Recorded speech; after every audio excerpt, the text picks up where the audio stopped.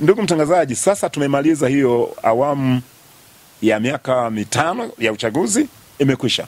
Siku chache zijazo natokea uchaguzi mkuu ambapo madiwani, wabunge na Mheshimiwa Rais atachaguliwa. Sasa kama nitagombea au sigombei, kwa kimsingi mimi nitagombea. Mimi nitagombea mwaka 2025. Nitaomba wananchi wanipe nafasi tena ya kuendelea kuwa kiongozi katika moja ya nafasi ambazo zimeshatangazwa. Kuna nafasi za ubunge, kuna nafasi za udiwani.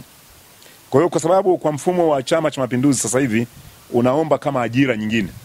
Kwa hiyo ni swala tu la kuona kama katika hizo nafasi ya ubunge pamoja na udiwani,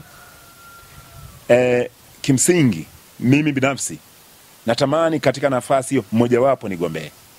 Nafasi zitakapokuwa umetangazwa tarehe 28, watakaporuhusu mfumo wa kuchukua fomu umefunguka, basi na mimi nitajiingiza huko ili kuweza kugombea kitu kimojawapo katika hivyo. Sheria inataka ugombee chochote unachotaka. Unaweza kuona kama matangazo yametangaza ya nafasi 2, ubunge pamoja na udiwani, basi unaweza kujaza vyote pia. Kwa hiyo bado halmashauri ya kichwa changu bado inafikiria ni wapi ambapo panadipa unafuu wa kugombea na wananchi wakanipa support. Kwa hiyo niseme tu ndugu mtazamaji, bado nina nia ya kugombea, nia ya kuomba ridhaa kutoka wananchi ili tuendelee kujenga taifa letu la Tanzania.